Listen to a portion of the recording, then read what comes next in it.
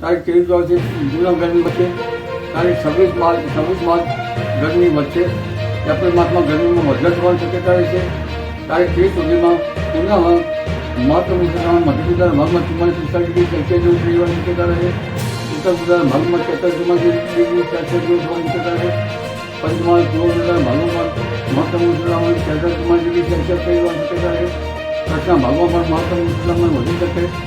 જૂનાગઢના ભાગોમાં મહત્તમ ઉષ્ણતામાન 42 ડિગ્રી સેલ્સિયસ ઉપર થવાની શક્યતા રહે. દક્ષિણ ગુજરાતના ભાગમાં મહત્તમ ઉષ્ણતામાન 38 ડિગ્રી સેલ્સિયસ ઉપર થવાની શક્યતા રહેશે. પરંતુ આ વખતે વિગત વચ્ચે હમણાં લક્ષ માસ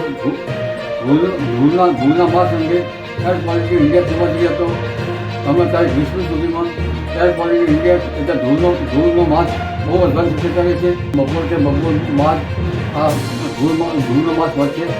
જેના કારણે શ્વાસોશ્વાસના જે દર્દીઓ છે ત્યાંની ડિસ્ટન્સ થતી હોય છે અને આ ધૂળ જે છે તે ચાલુ કામકાજ હોય તો બીજા ઘણા કામકાજમાં આ હટકડું થતું હોય છે. લગભગ પવનની ગતિ વધશે. બંગાળ ઉપસાગરમાં મે માસમાં ખતરનાક વાવાઝોડા બનવાની શક્યતા રહે છે.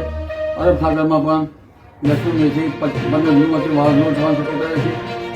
જેના કારણે લગભગ ભાગો વરસાદ ભાગો વરસાદ થવાની શક્યતા રહે છે.